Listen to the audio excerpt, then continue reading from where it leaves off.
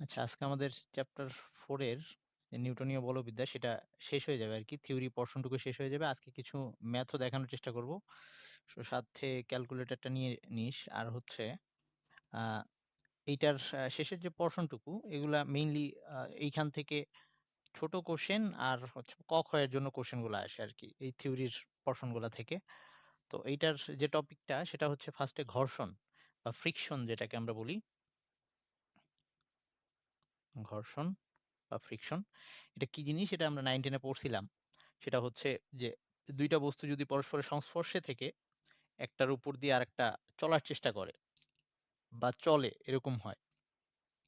তাহলে ওই ২ টা বস্তুর যে স্পর্শতল মানে যেখানে ২ টা টাচ করে আছে, সেই গতির বিরুদ্ধে একটা বাধা উৎপত্তি হচ্ছে এটাকে আমরা ঘর্ষণ বলতেছি বা ফ্রিকশন বলতেছি। তো এইটা আবার কয়েক টাইপের হইতে পারে। সেটা হচ্ছে স্থিতি ঘর্ষণ। I mean যখন জাস্ট একটা বস্তু আরেকটা বস্তুর উপরে স্থির অবস্থায় আছে, নড়াচড়া করতেছে না তখন ওইখানে একটা আ ঘর্ষণ ক্রিয়া করতিছে ২ টার স্পর্শতলে। তো ওটাকে আমরা স্থিতি ঘর্ষণ বলি। এরকম একইভাবে গতীয় ঘর্ষণ মানে চলন্ত অবস্থায় যে ঘর্ষণটা সেটা হচ্ছে গতীয় ঘর্ষণ। তারপর হচ্ছে আ আবর্ত ঘর্ষণ মানে যদি কখনো রোল করে একটা বস্তু যাইতে থাকে তখন যে অবস্থা যেমন ধর চাকার ক্ষেত্রে আবর্ত ঘর্ষণ। তারপর হচ্ছে প্রবাহী ঘর্ষণ মানে ফ্লুইড এর ক্ষেত্রে যেমন ধর বৃষ্টির ফোঁটা যখন বাতাসের মধ্যে দিয়ে পড়ে তখন যে ঘর্ষণটা হয় বাতাসের সাথে বৃষ্টির ফোঁটা সেটা। অথবা আ মানে সমুদ্রে যখন জাহাজ চলতিছে তখন ওই পানির প্রবাহের সাথে জাহাজের এই স্পর্শতলের যে ঘর্ষণ সেগুলা। এই টাইপের হচ্ছে প্রবাহী ঘর্ষণ। তো এখানে কয়েকটা টার্ম আমাদের জানা লাগবে। একটা হচ্ছে আ স্থিতি ঘর্ষণ গুণাঙ্ক বা তার আগে আরেকটা জিনিস সীমান্তিক ঘর্ষণ বা সীমাস্থ ঘর্ষণ এভাবেও বলে। আ সীমান্তিক ঘর্ষণ, সীমান্তিক ঘর্ষণ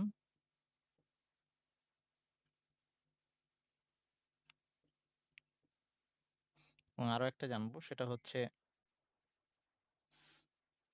স্থিতি ঘর্ষণ।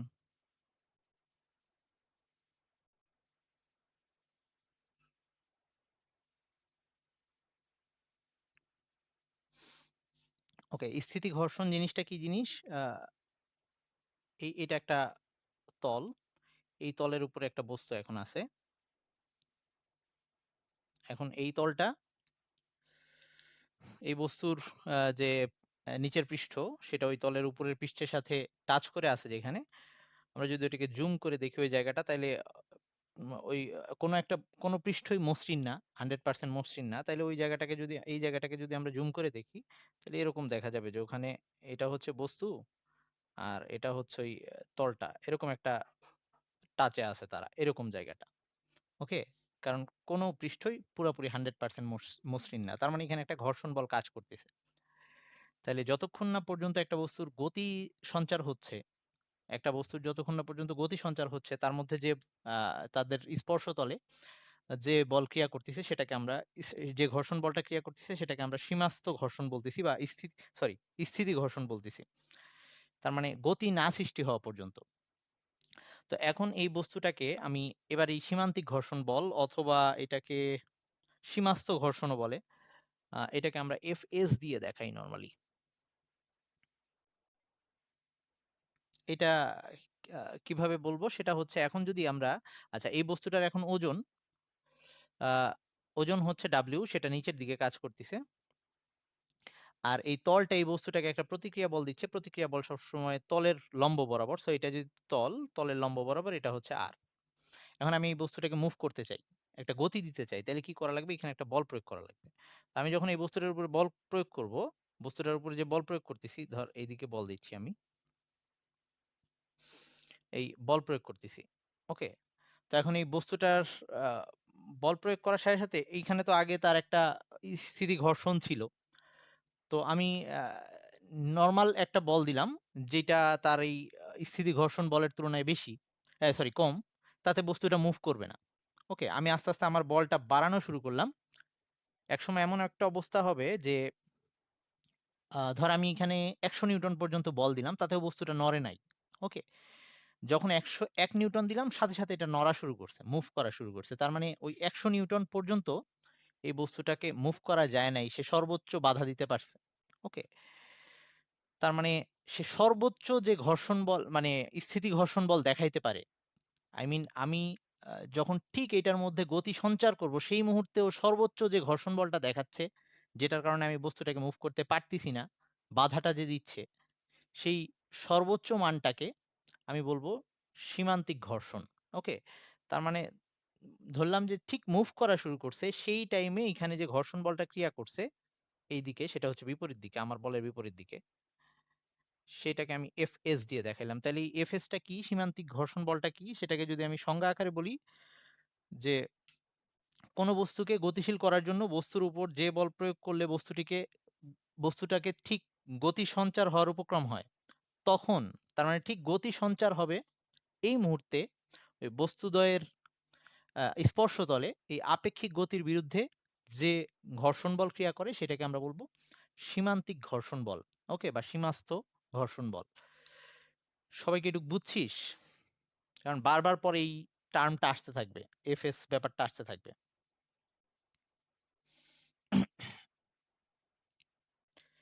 বুঝছিস কিনা এটুক? আচ্ছা। তাইলে স্থিতি ঘর্ষণ হচ্ছে আ জাস্ট টাচে থাকলে যে ঘর্ষণটা হচ্ছে সেটাকে আমরা স্থিতি ঘর্ষণ বলতেছি। আর এই স্থিতি ঘর্ষণেরই একটা সর্বোচ্চ মান, যে মানটা সে কোন মুহূর্তে দিচ্ছে জাস্ট তার মধ্যে ওই এটার পরে আর সে পারতেছে না, এরপরে গতি সঞ্চার হবে। সেই মানটাকে আমরা সীমান্তিক ঘর্ষণ বলতেছি। ওকে? বা সীমাস্থ ঘর্ষণ বল বলতেছি। আচ্ছা, এবার স্থিতি ঘর্ষণ গুণাঙ্ক, এটা 9-10 এ মনে হয় একটু ছিল। স্থিতি ঘর্ষণ গুণাঙ্ক। স্থিতি, এই সংজ্ঞাগুলা তোরা বই থেকে পড়বি, ক নাম্বারের জন্য আসে। ওকে? স্থিতি ঘর্ষণ গুণাঙ্ক। যেটাকে আমরা মিউ দিয়ে দেখাই। 9-10 এ ছিল মেবি এটা। তো আবার ওই ব্যাপারটা দেখাচ্ছি যে এটা সেই বস্তু,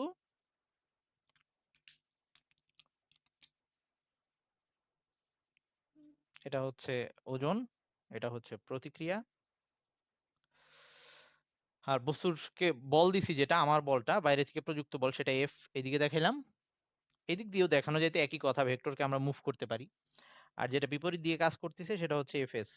এটা হচ্ছে সেই সর্বোচ্চ মানটা, সীমান্তিক স্থিতি ঘর্ষণ বল যেটা। তো এখন আমরা এই আরটাকে বলতেছি আমরা এখানে অভিলম্বিক প্রতিক্রিয়া। প্রতিক্রিয়াটা অভিলম্ব, তলের অভিলম্ব বরাবর হচ্ছে। সবসময় তলের উপরে লম্ব বরাবর প্রতিক্রিয়া কাজ করবে। তো এই আরটাকে আমরা বলতেছি অভিলম্ব প্রতিক্রিয়া বা অভিলম্বিক প্রতিক্রিয়া, যেভাবেই বলি না কেন একই কথা।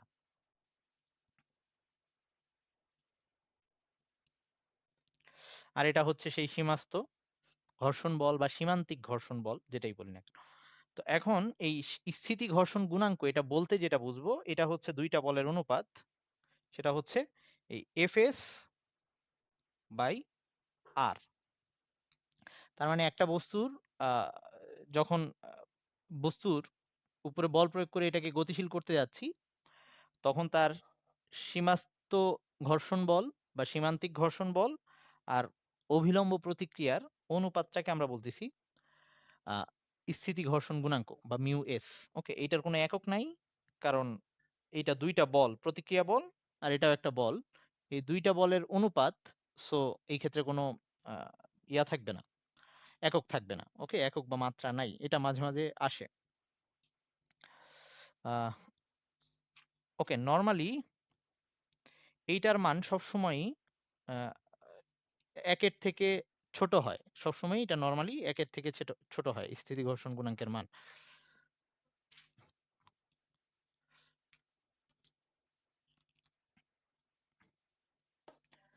ওকে, এরপর আমাদের আ পরবর্তী যে টপিকটা সেটা হচ্ছে, আচ্ছা, ঘর্ষণ কোণ। হুম, ঘর্ষণ কোণ। এই কোয়েশ্চেনটা আসে যে কেন স্থিতি ঘর্ষণ গুণাঙ্কের কোনো একক নাই? এটা আসে। ঘর্ষণ কোণ, যেটাকে আমরা আপাতত বই অনুযায়ী, তপন স্যারের বই অনুযায়ী ল্যামডা দিয়ে দেখাচ্ছি। ওকে? তো ঘর্ষণ কোণটা কি জিনিস? এই যে এইখানে এই বস্তুর উপরে এখন ২ টা বল, আ আরো আছে ৪ টা বল এখানে আছে। তবে আমরা এই ২টা বল নিয়ে এখন কথা বলতেছি। যে অভিলম্ব প্রতিক্রিয়া আর সীমাস্থ ঘর্ষণ বল, এই ২টা বলের যদি আমি লব্ধি আঁকি, লব্ধি কিভাবে আঁকতে হইতো? এই বল ২ টাকে ধরে সামান্তরিকের বাহু ধরে একটা সামান্তরিক বা এই ক্ষেত্রে আয়তক্ষেত্র আঁকবো আমরা। আয়তক্ষেত্র আঁকলে যে লব্ধি পাচ্ছি, এই লব্ধিটা এটাকে যদি S দিয়ে দেখাই, এই লব্ধি R এর সাথে অভিলম্ব প্রতিক্রিয়ার সাথে যে কোণ উৎপন্ন করে সেটাকে আমরা ল্যামডা দিয়ে দেখাচ্ছি। এইটাকে বলবো আমরা ঘর্ষণ কোণ। তার মানে হচ্ছে অভিলম্ব প্রতিক্রিয়া আর সীমাস্থ ঘর্ষণ বল এই ২ টার সরি সীমাস্থ ঘর্ষণ বল আর অভিলম্ব প্রতিক্রিয়ার যে লব্ধি, সেই লব্ধির সাথে অভিলম্ব প্রতিক্রিয়া যে কোণ উৎপন্ন করতেছে সেটাকে আমরা ঘর্ষণ কোণ বলতেছি। তাইলে সংজ্ঞাটা তোরা লিখে নিস বই থেকে, আমি এখান থেকেই দেখাই দিলাম। তো আবারও বলতেছি, এখানে কি করছি আমরা? Fs আর R এই ২ টার লব্ধি বের করছি। এই ২ টার লব্ধি হচ্ছে S। S দিয়ে দেখাইছি। যা ইচ্ছা দেখানো যাইতো। বইয়ে S দিয়ে দেখানো আছে, এজন্য আমি S দিয়ে দেখাইলাম। তো এইটার সাথে এই R এর যে কোণ সেটাকে আমরা বলতেছি ঘর্ষণ কোণ বা অ্যাঙ্গেল অফ ফ্রিকশন। এবার আসি আমরা এই ঘর্ষণ কোণ আর স্থিতি ঘর্ষণ গুণাঙ্ক এই ২ টার মধ্যে সম্পর্ক নির্ণয় করব। ল্যামডা ও মিউ এস এর সম্পর্ক। ল্যামডা ও মিউ এস এর সম্পর্ক। ওকে? ল্যামডা আর মিউ এস এর সম্পর্ক যদি বের করতে চাই তাহলে ব্যাপারটা কি আসতিছে? এইখানে ল্যামডা সমান, সমান লেখা যায় সরি এইখানে আর সমান, সমান লেখা যায় যেহেতু এটা ল্যামডা। তাইলে আর সমান, সমান আমরা লিখতে পারি S cos lambda, S cos lambda. আর এখানে Fs সমান, সমান লিখতে পারি এই যে Fs যেটা Fs সমান, সমান লেখা যায় S sin ল্যামডা আমাদের সেই ভেক্টরের সূত্র অনুযায়ী S sin lambda, S sin lambda. Okay? তাইলে এই ২ টা যখন আমরা জেনে গেলাম তাইলে আমাদের মিউ এস সমান, সমান কি ছিল? মিউ এস সমান, সমান ছিল হচ্ছে Fs বাই R। তাইলে এখান থেকে আমরা লিখতে পারি Fs সমান, সমান হচ্ছে S sin lambda, S sin lambda আর R সমান, সমান হচ্ছে S cos lambda, S cos lambda. তাহলে এখানে S, S কাটা যাচ্ছে। sin lambda by cos lambda equals to 10 lambda আসতেছে। 10 ল্যামডা। ওকে? তাহলে মিউ এস সমান, সমান 10 ল্যামডা। এই সম্পর্কটা আমাদের মনে রাখা লাগবে। একই সাথে আ এই খ নাম্বারের জন্যও আসতে পারে। যে এই স্থিতি ঘর্ষণ গুণাঙ্ক আর হচ্ছে ঘর্ষণ কোণের মধ্যে সম্পর্ক দেখাও। তাহলে মিউ এস সমান, সমান 10 ল্যামডা সহজ কথায় আমরা বলতে পারি যে স্থিতি ঘর্ষণ গুণাঙ্ক সেটা ঘর্ষণ কোণের ট্যানজেন্টের সমান। ওকে? আমাদের কখনো, কখনো ম্যাথে এরকম যদি আ মিউ এস বের করে নেওয়া লাগে কোথাও যে মিউ এসটা দেওয়া নাই আমাদের দরকার, তখন আমরা যদি ঘর্ষণ কোণ দেওয়া থাকে সেইটা থেকে বের করে নিতে পারবো মিউ এসটা। আচ্ছা, এইবার আসি এগুলা খুব ছোট, ছোট টার্ম মানে আমাদের বড় অঙ্ক করতে গিয়ে এগুলা দরকার হবে। মেবি আ কাজ ক্ষমতা শক্তি ওই যে ওই চ্যাপ্টারটা যেটা, সেটার মধ্যে এইটার অঙ্কগুলাকে মিক্স করে দেয় আরকি। তখন এই জিনিসটা বেশি দরকার হয়। আচ্ছা, এবার আসি স্থিতি ঘর্ষণ স্থিতি কোণ বা নিশ্চল কোণ। আগেরটা তো ছিল ঘর্ষণ কোণ। এবার হচ্ছে নিশ্চল কোণ বা স্থিতি কোণ। স্থিতি কোণ বা নিশ্চল কোণ। স্থিতি কোণ বা নিশ্চল কোণ।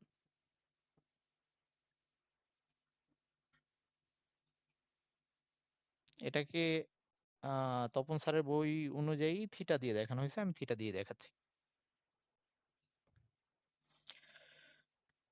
ওকে। এটা হচ্ছে হেলানো তলের ক্ষেত্রে ধর আমরা একটা হেলানো তলের উপরে একটা বস্তু রাখা আছে। ধর এটা একটা হেলানো তল। এই কোণটা হচ্ছে থিটা কোণে হেলানো। আচ্ছা, এটা থিটা না, এটা যেকোনো অ্যাঙ্গেলে হেলানো। আমি থিটা একটু পরে নিয়ে আসবো। আ এটার উপরে একটা বস্তু রাখা আছে। এই বস্তুর উপরে কোনো বল নাই। শুধু তার ওজনটা ক্রিয়া করতেছে আরকি।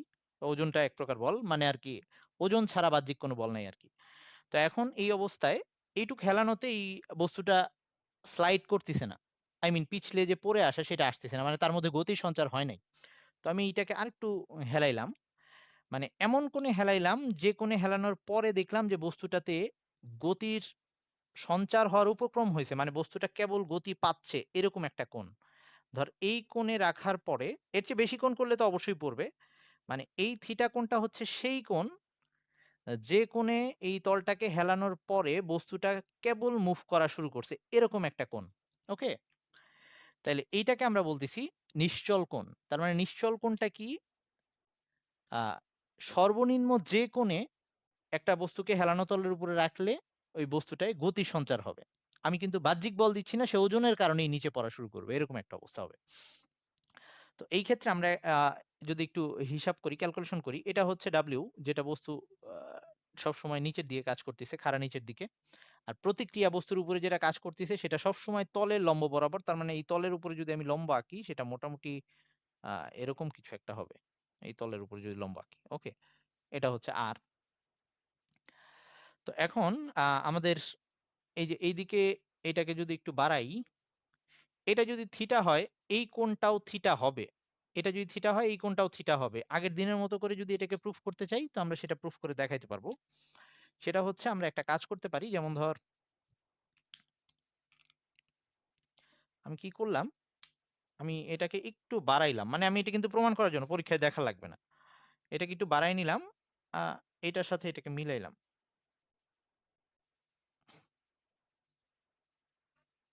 প্রমাণ করার জাস্ট দেখানোর জন্য। এটা লাগবে না কিন্তু।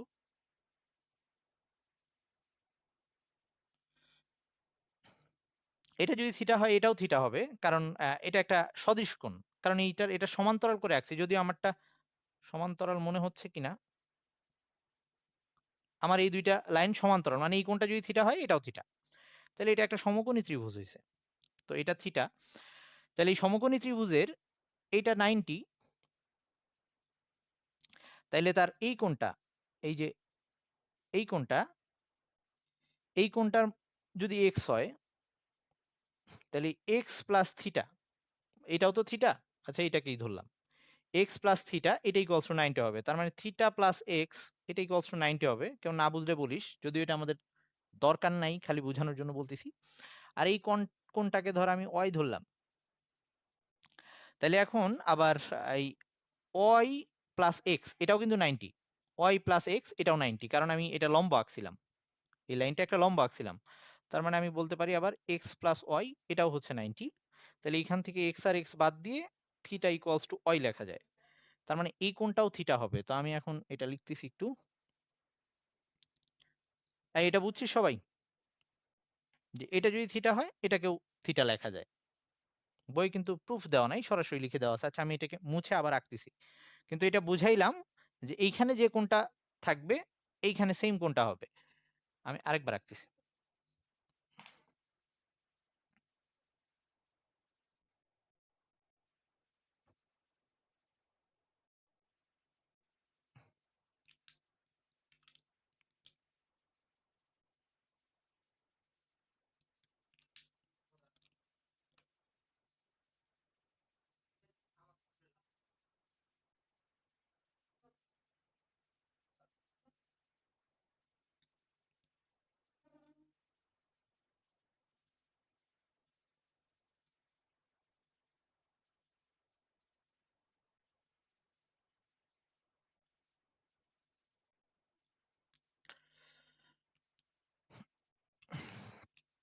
আচ্ছা এই যে তার মানে আমি এটা এখন দেখাইলাম যে এটা থিটা হইলে এটাও থিটা হবে। তো এই থিটা দেখাচ্ছি। আর এখন আমরা এটা যদি থিটা হয়, তাইলে এখন আমরা এটাকে আবার যদি এইদিকে বাড়াই, অবশ্যই এইদিকে বাড়ানোর দরকার নেই। আমি এখন এই W টাকে ২ টা উপাংশে ভাগ করে ফেলি। W এর উপাংশ ২ টা করি। মানে এই ওজনের উপাংশ ২ টা করি। ওজনটাকে লব্ধি ধরে, এটাকে লব্ধি ধরে এটাকে যদি ২ টা উপাংশে ভাগ করি, এই একটা I mean এই যে আমরা আঁকলাম, সামান্তরিক আঁকলাম আরকি। যাই হোক আমার আঁকাটা একটু এদিক ওদিক হচ্ছে, কিন্তু জিনিসটা এই W টাকে সামান্তরিকের কর্ণ ধরে আমরা ২ টা ভাগে ভাগ করতেছি। তার মানে ওজনের ২ টা পোরশন হয়ে যাবে। একটা এদিকে যেটা আসছে সেটা আসবে W cos থিটা, কারণ এটা থিটার সাথে। আর এই সাইডে যেটা আসবে সেটা হচ্ছে W সাইন থিটা। তাইলে আমি কি বলছি যে এই থিটা কোণে হেলানোর ফলে এই বস্তুটা কেবলমাত্র মুভ করা শুরু করছে। তো কেবলমাত্র যে মুভ করা শুরু করে ঠিক সেই সময়ে তার উপরে যে সর্বোচ্চ ঘর্ষণ বলটা ক্রিয়া করে সেটাকে আমরা Fs দিয়ে দেখায় আসছি। তার মানে এই মুহূর্তে যখন তার উপরে এই W sin θ টা কাজ করে একে গতি দেওয়ার চেষ্টা করতেছে তখন তার বিপরীত দিকে Fs কাজ করতেছে। তার মানে এখান থেকে আমরা লিখতে পারি Fs equals to W sin θ, আর এই দিক থেকে লিখতে পারি আর আর ডাব্লিউ cos থিটা, যদিও আমার চিত্রে একটু আঁকাবাঁকা লাগতেছে কিন্তু দুইটা বিপরীত এবং সমান, তাহলে আর ইকুয়ালস টু হচ্ছে ডাব্লিউ cos থিটা। তো এখান থেকে আবার আমরা লিখতে পারি ওই মিউ এস সমান সমান ছিল মিউ এস সমান সমান ছিল এফ এস বাই আর। তাহলে এই ক্ষেত্রে মানে একটা তো মিউ এস বের করছিলাম আমরা নর্মাল হেলানো তল না, জাস্ট ফ্ল্যাট তলের উপরে। এবার হেলানো তলের উপরে আমি যদি এই ক্ষেত্রে ঘর্ষণ গুণাঙ্ক, স্থিতি ঘর্ষণ গুণাঙ্ক যেটা সেটা বের করি, তাহলে এফ এস বাই আর সমান সমান এই ক্ষেত্রে আসতেছে W sine theta by W cos theta, W sine theta divided by W cos theta equals to, তাইলে আবারও এখান থেকে ডাব্লিউ ডাব্লিউ কাটা যাচ্ছে, সাইন থিটা আর কস থিটা ইকুয়ালস টু আসতেছে হচ্ছে sine theta by cos theta equals to আসতেছে ট্যান থিটা। তার মানে এইখানে আসতেছে মিউ এস সমান সমান ট্যান থিটা। তো আমরা স্থিতি ঘর্ষণের ক্ষেত্রে স্থিতি ঘর্ষণ গুণাঙ্ক মিউ এস সমান সমান একটু আগে প্রুফ করে আসছিলাম ওই যে টেন ল্যামডা, যেটাকে ঘর্ষণ কোণ বলছিলাম। তো এখন আবার এই ক্ষেত্রে হেলানো তলের ক্ষেত্রে ইসের এই ক্ষেত্রে আমরা মিউ এস সমান সমান পাইছি টেন থিটা। তাহলে এই দুইটা সমীকরণ থেকে লিখতে পারি যে tan theta equals two ten lambda, তার মানে থিটা ইকুয়ালস টু ল্যামডা। তার মানে এবার যে ব্যাপারটা দাঁড়াইছে মানে কোনো একটা হেলানো তলের ক্ষেত্রে কোনো একটা বস্তুর যে ঘর্ষণ কোণ হবে, ঘর্ষণ কোণ সেটা তার নিশ্চল কোণের সমান হবে। এটাও মাঝে মাঝে প্রুফ করতে দেয়। ওকে, যে হেলানো তলের ক্ষেত্রে থিটা ইকুয়ালস টু ল্যামডা এটা প্রুফ করতে দেয়। ওকে, আশা করি এটার মধ্যে আর প্রবলেম নাই। এগুলা সবগুলোই কিন্তু ম্যাথমেটিক্যাল প্রুফ ছিল। কোনো কঠিন কোনো প্রুফ ছিল না। দুইবার একই কাজ করলাম। সংজ্ঞা আসবে আর এই প্রুফগুলো আসবে। আচ্ছা, খ নাম্বারের জন্য আসবে প্রুফগুলো আসলে। এরপরের যে জিনিস সেটা হচ্ছে গতি ও ঘর্ষণ। এতক্ষণ সব স্থিতি ঘর্ষণ নিয়ে কথাবার্তা ছিল। মানে বস্তুটা স্থির অবস্থায় ছিল, গতি সঞ্চার হচ্ছে কেবল এরকম। এখন হচ্ছে গতি ও ঘর্ষণ, সেটা কখন? যখন বস্তু এবার চলা শুরু করছে, মুভ করা শুরু করছে। তো একটা বস্তু যখন মুভ করতেছে,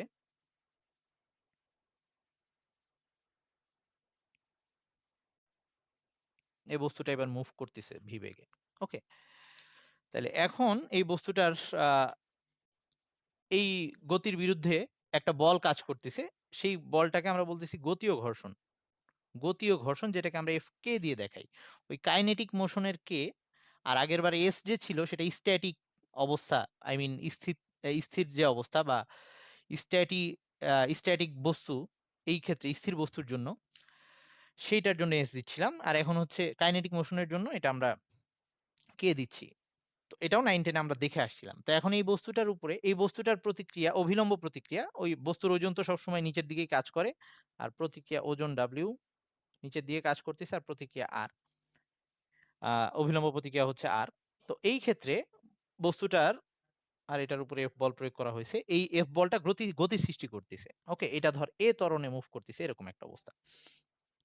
তাহলে এই ক্ষেত্রে গতি ও ঘর্ষণ গুণাঙ্ক, আগের বার ছিল স্থিতি ঘর্ষণ গুণাঙ্ক, এবার গতি ও ঘর্ষণ গুণাঙ্ক যেটাকে আমরা মিউ কে দিয়ে দেখাবো, আগেরটাকে দেখাচ্ছিলাম মিউ এস দিয়ে, সেটা কাকে বলবো? আবার একই কথা, যে উপরে হচ্ছে এবার ওই ঘর্ষণ বলটা, গতি ও ঘর্ষণ বল এফ কে, আর ডিভাইডেড বাই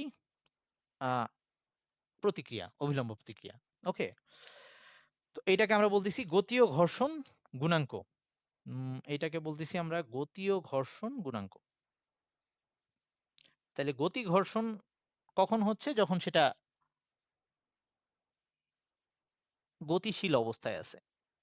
আর আরেকটা ব্যাপার একটু অ মনে রাখা দরকার, সেটা হচ্ছে এই গতি ও ঘর্ষণ, এ এ আ এইটার মান, গতি ও ঘর্ষণ বলের মান এটা সবসময়ই ওই যে সীমাস্থ ঘর্ষণ যেটা বলে আসছিলাম বা সীমান্তিক ঘর্ষণ বল সেটার তুলনায় কম হয়। ওকে, এই মানটা কম হয়।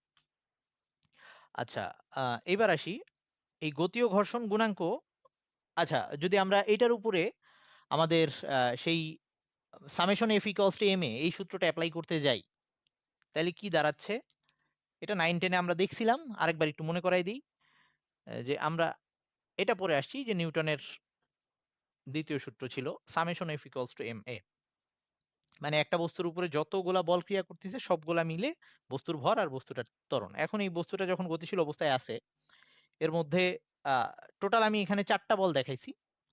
তো 4টা বলের মধ্যে এই ডাব্লিউ আর আর পরস্পর সমান এবং বিপরীতমুখী, তার মানে এই দুইটা কাটাকাটি হয়ে গেছে। শুধু 2টা বল কাজ করতেছে, একটা হচ্ছে এফ যেটা তাকে সামনের দিকে নিয়ে যাচ্ছে, আর এফ কে এটা ঘর্ষণ বাধা দিচ্ছে। কিন্তু এই এফ এর মানটা কিন্তু বড়, এটা বড় দেখেই বস্তুটা সামনে মুভ করতে পারতেছে। যদি এটা বড় হইতো তাহলে বস্তুটা সামনে যাইতে পারতো না। তাহলে আমাদের এখানে 2টা বল কাজ করতেছে, তো 2টা বলের মধ্যে এটা বড়, তাইলে এফ বড়, এটা বিপরীত দিয়ে কাজ করতেছে, তাইলে এটা হচ্ছে মাইনাস ইকুয়ালস টু এম এ। তো এই সূত্রটা খাটবে কোন একটা গতিশীল বস্তুর ক্ষেত্রে। এটা আমরা 9-10 দেখছিলাম। ওকে, লাস্ট একটা ছোট্ট সংজ্ঞা দিয়ে আমরা আমাদের থিওরি শেষ করতেছি এই চ্যাপ্টারের। সেটা হচ্ছে ওই আবর্ত ঘর্ষণের ক্ষেত্রে একইভাবে আবর্ত ঘর্ষণ যখন একটা বস্তু যদি রোল করে মুভ করতে থাকে, ওই বললাম যে চাকা যেটা রোল করতেছে প্লাস সামনে এগোচ্ছে, এরকম হইলে তখন সেই ক্ষেত্রে তার যে ঘর্ষণ গুণাঙ্ক সেটাকে আমরা বলবো আবর্ত ঘর্ষণ গুণাঙ্ক। তো সেইটাকে বা আবর্ত ঘর্ষণাঙ্ক এভাবে বলবো। তো সেইটাকে দেখাবো আমরা মিউ আর দিয়ে, মানে রোলিং এর জন্য, রোলিং মোশনের জন্য। তো সেই ক্ষেত্রে এরকমই হবে, উপরে হবে এফ আর, মানে সেই ক্ষেত্রে আহ, এই আবর্ত ঘর্ষণ বল ডিভাইডেড বাই এই প্রতিক্রিয়া। ওকে, তো আমাদের এক্সামে নর্মালি এটা নিয়ে খুব একটা কোশ্চেন হয় না, ওই মিউকে আর মিউএস ওগুলা নিয়েই, ওই যে টেন থিটা টেন ল্যামডা যেগুলো দেখাইলাম আর কি, ওগুলা নিয়েই কোশ্চেন হয়। অবজেক্টিভেও মাঝে মাঝে থাকে ছোট কোশ্চেন আকারে। এগুলার ম্যাথগুলা সাধারণত এই চ্যাপ্টারের সাথে, এই যে যদি এইগুলা রিলেটেড ম্যাথ দেয় তাহলে এটার সাথে নর্মালি 5 নাম্বার চ্যাপ্টার মিলিয়ে দেয়, কাজ ক্ষমতা শক্তি ওটা মিলিয়ে দেয় আর কি। ওকে, তো আমি এখন ম্যাথে চলে যাচ্ছি। আহ, তার আগে সবাই আমরা আরেকবার একটু জয়েন দিব। তোরা একটু ক্যালকুলেটরটা কাছে নিয়ে নে, আর আরেকবার একটু জয়েন দে। ওকে, তাহলে এই চ্যাপ্টারে আমরা প্রথম থেকে যে জিনিসগুলা দেখছিলাম সেইটার মধ্যে একদম ফার্স্টের দিকে একদম গতির আমাদের যে পুরাতন সূত্রগুলা 9-10 যেগুলো পড়ে আসছিলাম গতিসূত্র, সেগুলা ছিল। ওই রকেটের ত্বরণ বের করার সূত্র ছিল। আহ, তারপরে ওই মানে ওই ভরবেগের সংরক্ষণ সূত্র যেটা আমরা দেখে আসছিলাম সেটা ছিল। এরপর আহ, আমরা জড়তার ভ্রামক নির্ণয়ের কিছু সূত্র দেখছিলাম। একই সাথে ঘূর্ণনরত অবস্থায় একটা বস্তুর ভরবেগের সূত্র, একই সাথে ঘূর্ণনরত অবস্থায় একটা বস্তুর আহ, আহ, গতিশক্তি, এবং তার উপরে প্রযুক্ত বল যেটাকে আমরা টর্ক বলছিলাম, এগুলার সূত্র দেখে আসছিলাম।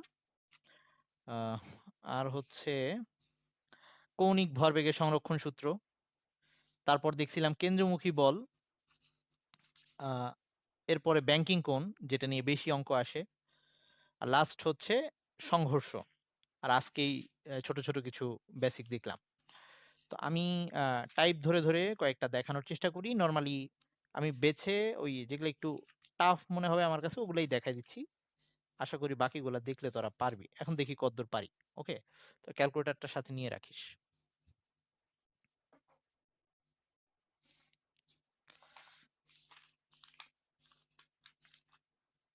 ওকে, যেগুলা হচ্ছে ওই পুরাতন 9-10 এর জিনিস, প্রথম দিকে যে ম্যাথগুলো আছে ওই গতিসূত্র নিয়ে, ওগুলাকে আর আমি এখন দেখাচ্ছি না। ওগুলা ওই গতিবিদ্যা পারলে এটাও পারার কথা।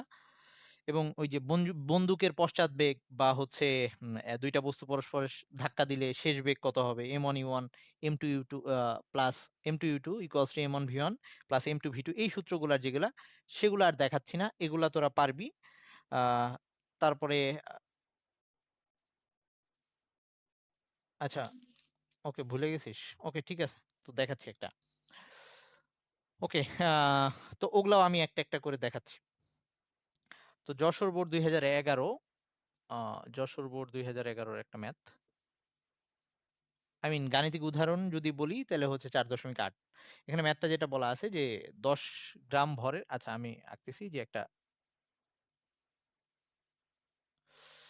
একটা বন্দুক যেটার ভর দেওয়া আছে হচ্ছে 6 কেজি। এটা ক্যাপিটাল এম দিয়ে দেখালাম 6 কেজি।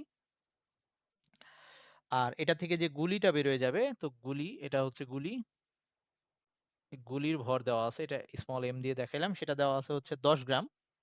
তো সেটাকে আমি 10 × 10⁻³ কেজি লিখলাম। তো এটা থেকে 300 মিটার পার সেকেন্ড বেগে এই গুলিটা কিন্তু আগেই স্থির। তার মানে বন্দুকের আদিবেগ যেটাকে আমরা এই যে ক্যাপিটাল ইউ দিয়ে দেখাইতে পারি এটাও স্থির। আর গুলির যে আদিবেগ যেটাকে স্মল ইউ দিয়ে দেখাইতে পারি এটাও স্থির। ওকে? এবার যখন বলছে যে বন্দুক থেকে গুলিটা বেরোয় গেছে 300 মিটার পার সেকেন্ড বেগে, মানে গুলিটা যখন বন্দুক থেকে বেরোয় আসতেছে শেষ বেগ, তো শেষ বেগটা হচ্ছে ওখান থেকে যখন স্প্রিং থেকে যখন সে মুভ করছে ঠিক সেই মুহূর্তে তার শেষ বেগটা হচ্ছে ভি ইকুয়ালস টু হচ্ছে 300 মিটার পার সেকেন্ড। এটা হচ্ছে বন্দুকের গুলির শেষ বেগ। তো এখন আমাকে আস্ক করা হয়েছে এই বন্দুকটার শেষ বেগটা কত হবে? বন্দুকের পশ্চাৎবেগ, বন্দুকটা পিছনের দিকে আমাকে ধাক্কা দিবে কত বেগে? তো আমাদের সেই সূত্র m1u1 + m2u2 = m1v1 + m2v2। তাইলে ওই অনুযায়ী এটা হচ্ছে বন্দুকের ভর m1, এটা হচ্ছে u1 + m2u2 = m1v1 = m2v2। ওকে? যেহেতু আ ভর এগুলা সেইম আছে, তাইলে আমরা এটাকে m1u1, আর এটা হচ্ছে m2u2, আর এটা হচ্ছে m1v1 m2v2। ওকে? তো এখন এই দুইটাই 0, তার মানে এই সাইড পুরাটাই 0 হচ্ছে। আর ওখানে আমার m বন্দুকের ভর হচ্ছে 6 কেজি। এটা বের করা লাগবে v প্লাস স্মল m হচ্ছে 10 × 10⁻³ আর স্মল v দেওয়া আছে 300। তার মানে এই v এর মান আসবে হচ্ছে -0.5 মিটার পার সেকেন্ড। এটা দিয়ে কি মিন করতেছে? বেগ ভেক্টর রাশি। তার মানে এই বেগটা যদি 300 মিটার পার সেকেন্ড প্লাস দিয়ে যদি ওইদিকে বুঝাই, তাহলে বন্দুকটা এই পিছনের দিকে ভি বেগে ধাক্কা খাবে, সেটা হচ্ছে 0.5 মিটার পার সেকেন্ড বেগে। আমরা যদি অ্যান্সার লিখতে যাই 9, 10 এও এটা বলা থাকতো যে যদি আমরা অ্যান্সারে লিখি যে বন্দুকের পশ্চাৎ বেগ, তাইলে আর মাইনাস সাইনটা দিব না। আর যদি শুধু অ্যান্সারে অ্যান্সার লিখে দিতে চাই যে এই মানটাই লিখে দিব, তখন মাইনাস সাইনটা দিয়ে দিব। মাইনাস দিয়েই পশ্চাৎ বেগটা বোঝাচ্ছে। আচ্ছা, আমি মনে পড়ছে না আমি?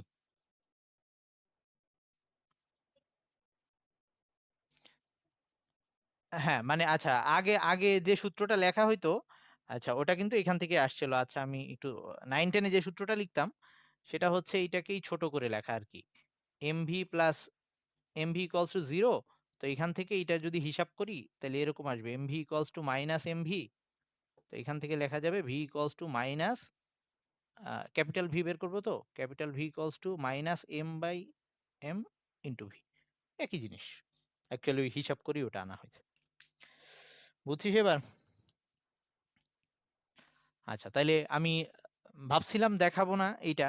যদিও এটা দেখাই ফেলছি, তাইলে ওরকম আরেকটা আমি দেখাচ্ছি সংঘর্ষের ক্ষেত্রে। এরকম একটা বলা যে এটা হচ্ছে গাণিতিক উদাহরণ 4.11, মানে ঢাকা বোর্ড 2015। ঢাকা বোর্ড 2015। এখানে বলা হয়েছে যে একটা সরলরেখায়, মানে সরলরেখা বরাবর ২ টা বস্তু চলতেছিল। একটা হচ্ছে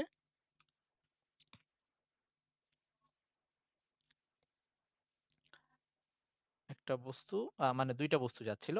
১ম বস্তুটার ভর হচ্ছে 5u, সরি বেগ হচ্ছে 5u। তার মানে ওর আদি বেগটা হচ্ছে 5u, আর ওর ভরটা হচ্ছে স্মল m। আর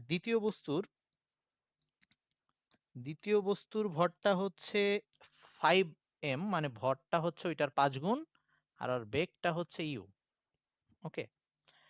এই ২ টা বস্তু চলতে, চলতে তারা এই পিছনের বস্তুটা এটাকে গিয়ে ধাক্কা দিবে যেহেতু এটার বেগ বেশি। তো ধাক্কা দেওয়ার পরে ২ জনে আবার একই দিকে চলতেছে। তার মানে এটা হচ্ছে ধাক্কা দেওয়ার পরের অবস্থা, একই দিকে যাচ্ছে ২ টা। তো এটা m, এটা 5m।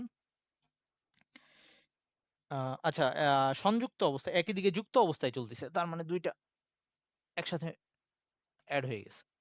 ওকে? এবং তাদের এখন ২ টার বেগ একই রকম হবে। তো এটার শেষ বেগকে আমরা v ধরে নিচ্ছি। তো এখন আমাদের বের করতে বলছে যে যুক্ত অবস্থায় বস্তু ২ টার বেগ কত? তার মানে আমাদের ওই শেষ বেগ v টা বের করতে বলছে এইটা। আর হচ্ছে আরেকটা জিনিস দেখাইতে বলছে যে এই ক্ষেত্রে আ গতিশক্তি আর ভরবেগ সংরক্ষিত থাকবে কিনা সহজ কথায় এটা দেখাইতে বলছে যে এই ক্ষেত্রে সংঘর্ষটা স্থিতিস্থাপক হবে কিনা। ওকে?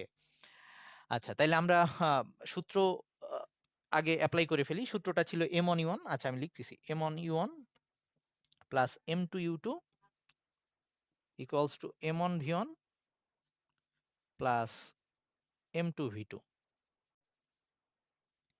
তো এক্ষেত্রে M1 হচ্ছে M আর U1 হচ্ছে 5U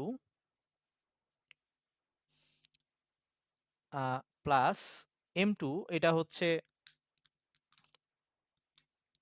M2 এর মান হচ্ছে 5M আর U2 হচ্ছে U ইকুয়ালস টু এখানে ২ টারই বেগ v, তাইলে কমন নিয়ে লিখতে পারি। আচ্ছা তবু আমি পুরাটাই লিখতেছি যে ১ম টার হচ্ছে M, অরও বেগ v, কারণ ২ টা একই সাথে এবার।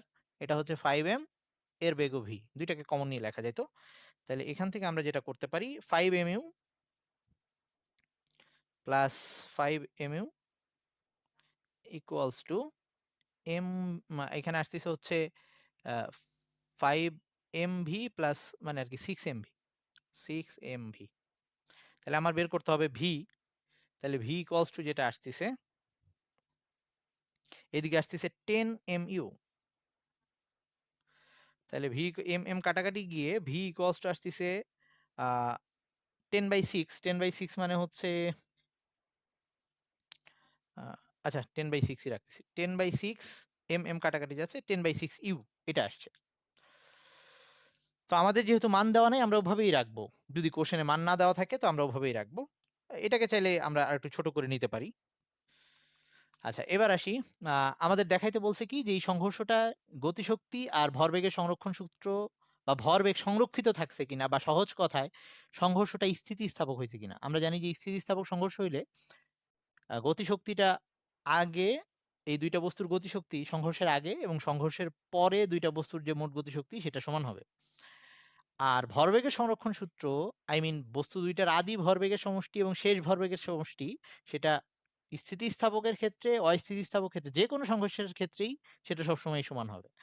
সো আ ১ম টা তো মানবেই, সেটা তবুও আমরা একটু জাজ করে নেই যে ২ টার ভরবেগ সেইম আছে কিনা। তাহলে আমাদের এটা হচ্ছে ২ টার মিলিত বেগ বা ২ টা বস্তুরই শেষ বেগ v ইকুয়ালস টু এইটা আসছে। তাইলে আমাদের ১ম এ দেখি যে ভরবেগ ঠিক আছে কিনা। তাইলে আ বস্তুদ্বয়ের আদি ভরবেগ সেটাকে আমি Pi দিয়ে দেখাইলাম। ইনিশিয়াল ভরবেগ। তো এটা হচ্ছে ১ম বস্তুর ভরবেগ হচ্ছে m ইনটু 5u প্লাস ২য় বস্তুর আদি ভরবেগ সেটা হচ্ছে 5m ইনটু u মানে হচ্ছে 10mu। আর ২ টা বস্তুর সংঘর্ষের পরে তাদের যে ভরবেগের সমষ্টি সেটা যদি বের করি সেটা হচ্ছে m ইনটু v, আ এটা 10/6u plus 5m into 10/6u। তো এইটা যদি হিসাব করি আমরা, এই ক্ষেত্রেও মেবি 10 ই আসবে।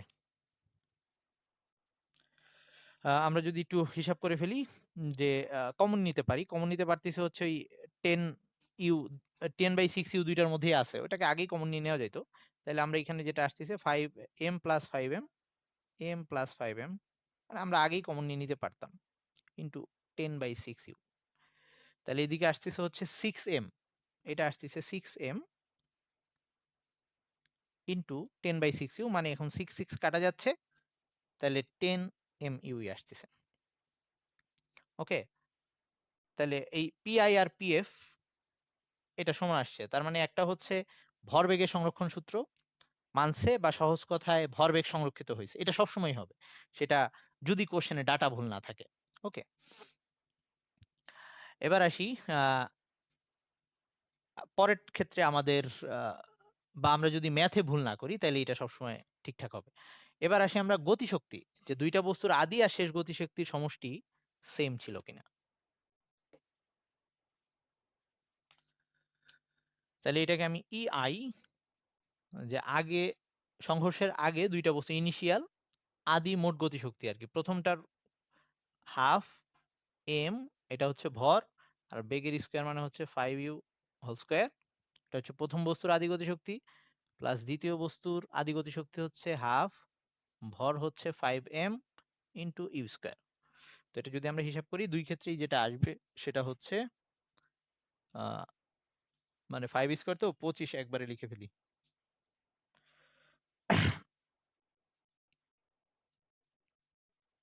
উম কত আসতেছে? আচ্ছা টোটাল ১৫ আসে না? দেখ তো। এদিকে 25/2 আর ওইদিকে হচ্ছে 5/2, মানে হচ্ছে আ হ্যাঁ ১২.৫ আর ২.৫ ১৫ আসতেছে। ওকে, 15 mu স্কয়ার হিসাব করলে এটা আসবে। এভাবেই রাখবো আমরা। যেকোনো অঙ্কে যদি আমাদের আ ম্যাথে কোনো ডাটা না থাকে আমরা শেষ পর্যন্ত ওভাবেই রেখে দিব। কিছু আসে যায় না। আ মানে মান যদি না দেওয়া থাকে। এবার আসি সংঘর্ষের এটা আগে আর সংঘর্ষের পরে EF ২ টারই বেগ হয়ে গেছিল হচ্ছে 10/6, 10/6 ইউ। এটা ছিল না? হ্যাঁ, 10/6 ইউ। তাইলে এটা হচ্ছে হাফ, এটা m ইনটু ভি স্কয়ার, সেটা হচ্ছে 10/6 u whole square plus half into 5m into 10/6 u whole square. তো এটাকে হিসাব করলে আবার একই আসবে, 15 ই আসবে। না সরি, এটা মনে হয় 15 আসবে না। এটা আসবে হচ্ছে আ এটাকে হিসাব করলে 8 পয়েন্ট, তোরা একটু হিসাব করিস, 8.33 আসবে আর mu স্কয়ার এটা আসবে।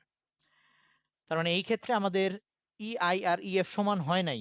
তার মানে হচ্ছে এটা স্থিতিস্থাপক সংঘর্ষ হয় নাই। ওকে?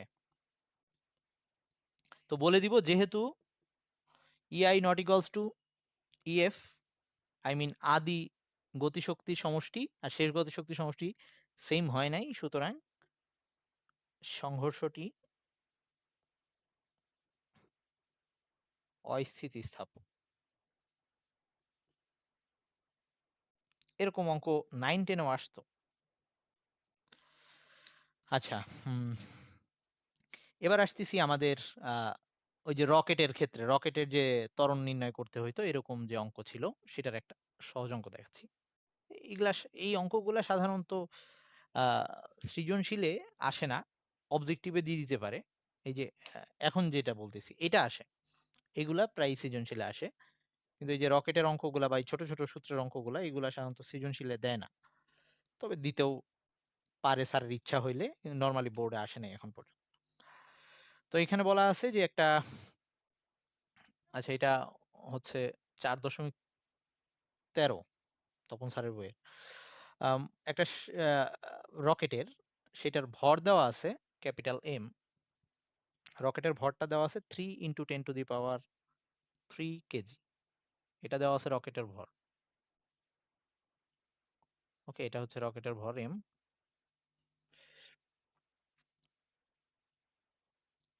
আর রকেটের জ্বালান এইখানে যে জ্বালানি আছে, সেই জ্বালানির ভর মানে রকেটের ভেতরে যে জ্বালানির ভরটা সেটা হচ্ছে, এটা বলে দেওয়া আছে, সেটা বলে দেওয়া আছে হচ্ছে ৫০ কেজি। ৫০ কেজি। আচ্ছা এইখানে একটা ব্যাপার আছে, ৫০ কেজি। আচ্ছা এটা ছিল রকেটের ভর। আচ্ছা আমি এটাকে এভাবে লিখি তাহলে একটু বুঝতে সুবিধা হবে। এটা হচ্ছে mr রকেটের ভর। আর এটা হচ্ছে ওই ফুয়েলের ভর বা জ্বালানির ভর mf লিখলাম। তো অ্যাকচুয়ালি আমরা যখন রকেটের ভর ট্রিট করব, রকেট তো ওই জ্বালানি সহই। তাইলে আমাদের টোটাল ভর যখন যখন নিব, রকেটের মোট ভর নিব আমরা সূত্রে যেটা ইউজ করছি, সেটা কিন্তু এই ২ টার যোগফল লাগবে আরকি আমার। mr plus mf।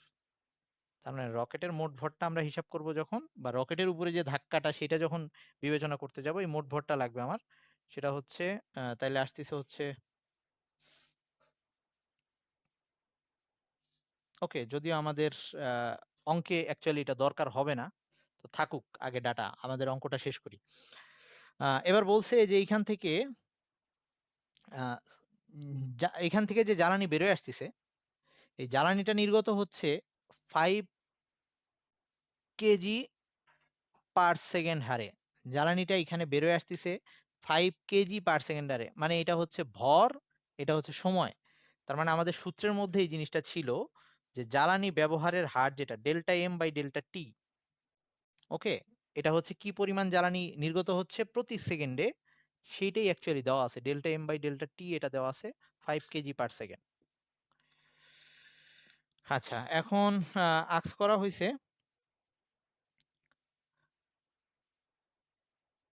এই সুষম এই রকেটটা যদি রকেটের দ্রুতিটা যদি রকেটটা যদি আচ্ছা না, এইটা বলছে হচ্ছে জ্বালানির বেগ, রকেট বলে নাই। এই জ্বালানি যদি এটা কিন্তু ব্যবহারের হার। ওকে? এটা জ্বালানির বেগ না কিন্তু। আর বেগ তো হচ্ছে আ মিটার পার সেকেন্ড। তো এই দ্রুতিটা দেওয়া আছে, এই জ্বালানি যে বেগে নির্গত হচ্ছে সেটা দেওয়া আছে ১৫০ মিটার পার সেকেন্ড। ওকে, এইটাকে কেউ যেন আবার বেগ ভেবে নিস না। এটা কিন্তু মিটার পার সেকেন্ড না। এটা ভর পার সেকেন্ড। সো এটা actually delta M by delta T. যে প্রতি সেকেন্ডে কি পরিমাণ জ্বালানি বেরোয় আসতেছে সেটা সেটা দেওয়া আছে। বা জ্বালানি ব্যবহারের যে হারটা সেটা দেওয়া আছে। তো আমাদের বের করতে বলছে যেটা, যে এই রকেটটা তো উপর দিকে যাচ্ছে।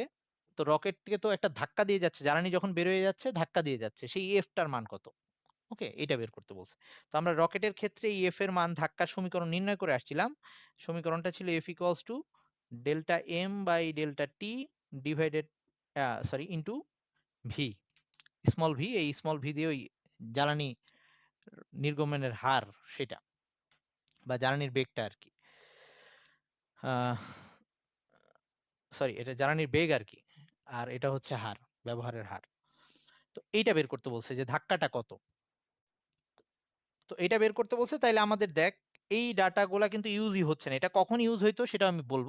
কোশ্চেনের মধ্যে যদিও এই ২ টা ডাটা দেওয়া, এটা কিন্তু লাগতেছে না আমার। কারণ F সমান সমান ছিল এটা delta M by delta T V। Delta M by delta T এর মান আমার দেওয়া আছে সরাসরি। আর V হচ্ছে ১৫০। জাস্ট এই ৫, এইটাকে চাইলে আমরা অবশ্যই এটাকে আর চেঞ্জ করার দরকার নাই।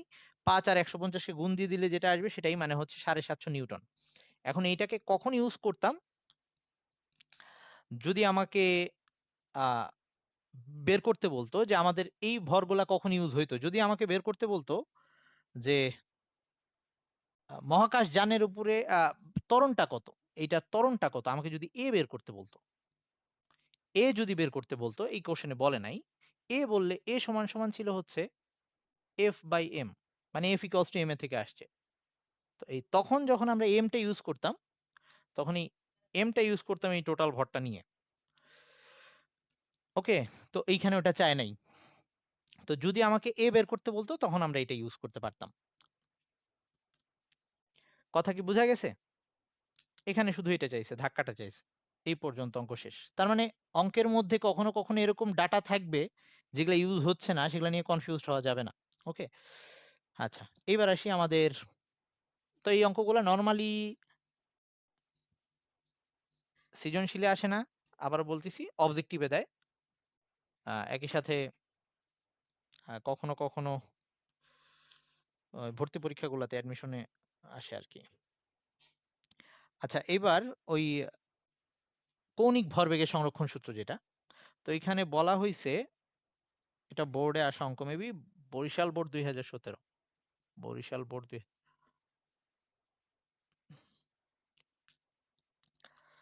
বলছে একটা ড্যান্সার, সে হচ্ছে নাচের সময় তার ভর হচ্ছে 60 কেজি। তো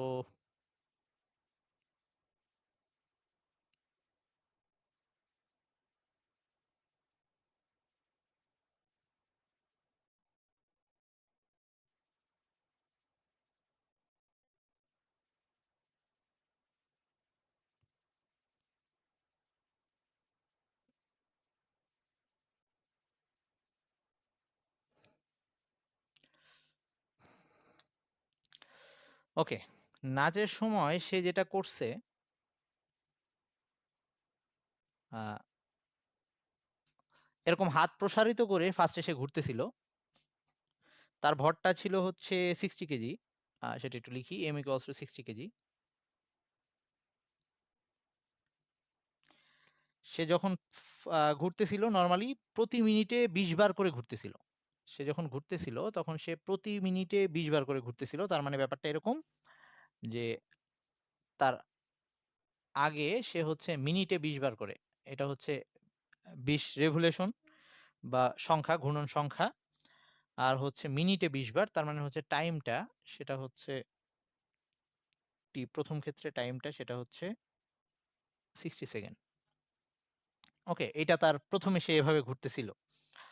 এবং একই সাথে সে একটা গানের সাথে তাল মেলানোর চেষ্টা করতেছিল।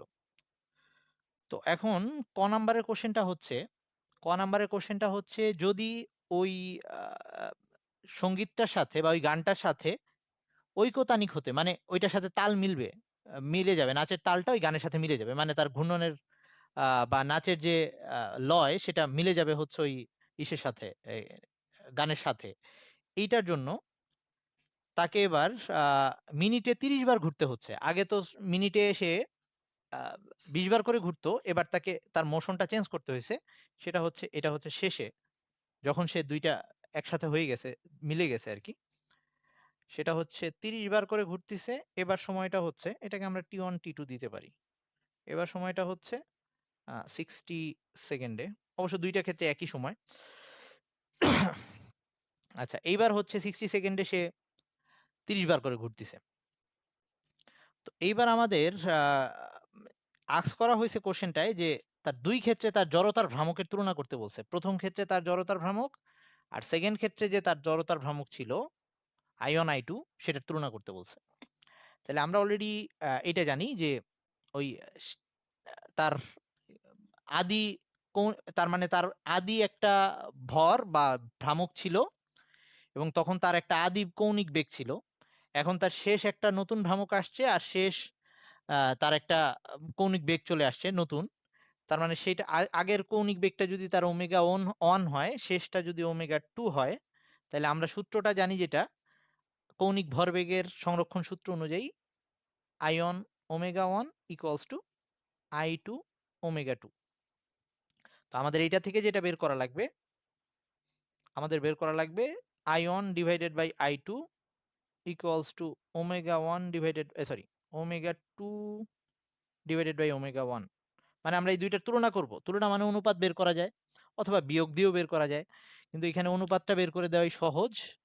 আমরা অনুপাতটাই বের করে দিচ্ছি। তার মানে আমাদের জাস্ট শুধু ওমেগা 2 আর ওমেগা 1 এর অনুপাত করলেই হচ্ছে। তো ওমেগা 2 মানে আবার কি? ওমেগা ইকুয়ালস টু ছিল 2 পাই n ডিভাইডেড বাই টি। এটা হচ্ছে ওমেগা 2 আর ওমেগা 1 হচ্ছে 2 পাই n1 ডিভাইডেড বাই টি মানে T1। ২ ক্ষেত্রে যদিও টি এর মান সেইম, আমরা চাইলে টি রাখতে পারি। সো ওই ২ ক্ষেত্রে যে মানটা আসবে আমি মানটা সরাসরি বসাই দিচ্ছি। ওমেগার একক কিন্তু রেডিয়ান পার সেকেন্ড ছিল। সো এই ক্ষেত্রে ১ম ক্ষেত্রে ওমেগা 1 আসতেছে হচ্ছে 2/3 যদি আমরা বসাই দেই তাহলে ওমেগা 1 আসবে হচ্ছে 2/3 পাই রেডিয়ান পার সেকেন্ড। এটা হচ্ছে ওমেগা 1 আসবে। আর ওমেগা 2 আসবে হচ্ছে পাই রেডিয়ান পার সেকেন্ড। পাই রেডিয়ান পার সেকেন্ড। তো এই ২ টাকে যদি আমি এখন এখানে বসাই দেই, ওমেগা 2 ডিভাইডেড বাই ওমেগা 1 তাইলে আসতেছে হচ্ছে 3/2। তাইলে আসতেছে 3/2। তার মানে তাদের জড়তার ভ্রামকের অনুপাতটা আসছে I mean সহজ কথায় এভাবে বলে দিতে পারি যে I1 equals to 1.5 I2। তার মানে শেষ জড়তার ভ্রামক আদি জড়তার ভ্রামক শেষ জড়তার ভ্রামকের ১.৫ গুণ হবে এভাবেও বলতে পারি। অথবা অনুপাত আকারেও বলে দেওয়া যায়। একই কথা। এটা হচ্ছে গ নাম্বারের। আহ এবার ঘ নাম্বারে যেটা I mean এই কোয়েশ্চেন অনুযায়ী যেটা খ নাম্বারে সেটা হচ্ছে আ উদ্দীপকের এই যে এই ড্যান্সারের আচ্ছা এটা তো আশা করি বুঝা গেছে। জাস্ট আমরা এই সূত্রটা ইউজ করব। সহজ জিনিস ছিল। আমাদের এখানে এখন পর্যন্ত m ইউজ করা লাগে নাই। কারণ আমাদের আ জড়তার ভ্রামকটা আলাদা করে আর বের করা লাগে নাই। এখন পরের ক্ষেত্রে বলছে যে নৃত্যশিল্পীর এবার পরিবর্তিত কৌণিক গতিশক্তি কত হবে? তার মানে এবার E2, তার মানে এবার গতিশক্তির ব্যাপার চলে আসছে যে E2 টা কত হবে? শেষ গতিশক্তিটা কত হবে সেটা বের করতে বলছে। মানে এর E2 টা বের করতে বলছে। আর আগে তার একটা গতিশক্তি ছিল সেটা হচ্ছে E1। তো এবারও আমাদের যেহেতু আমাদের আ আ গতিশক্তির সূত্র ছিল ভর হাফ mv স্কয়ার, মানে রৈখিকের ক্ষেত্রে। কৌণিকের ক্ষেত্রে সেটা হয়ে যাবে m এর জায়গায় I আর বেগের জায়গায় হয়ে যাবে ওমেগা। তার মানে আমাদের এবার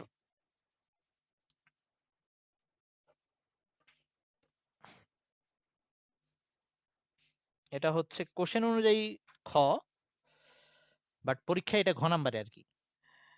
তো এটা হচ্ছে আমরা ফার্স্টে একবার E1 যখন বের করব, একটা হচ্ছে হাফ m হচ্ছে এবার জড়তার ভ্রামক I1 ওমেগা 1 স্কয়ার, আর এটা হচ্ছে E2 I2 ওমেগা 2 স্কয়ার।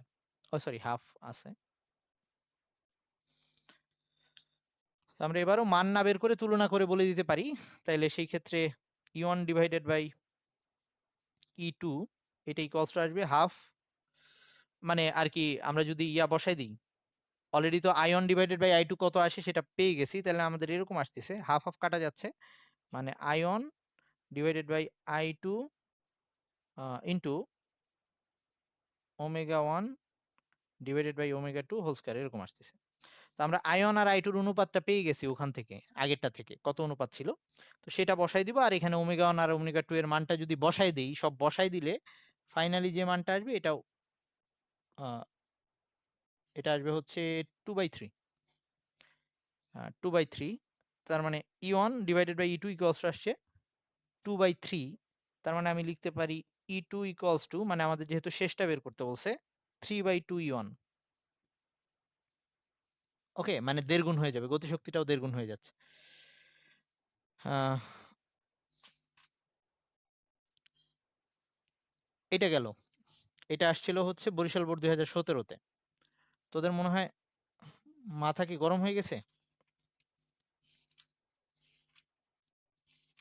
ওকে, আজকে থাকুক এই পর্যন্ত। তার মানে আমাদের আরেকটা ক্লাস নিতে হবে এটার ম্যাথগুলা সলভ করার জন্য।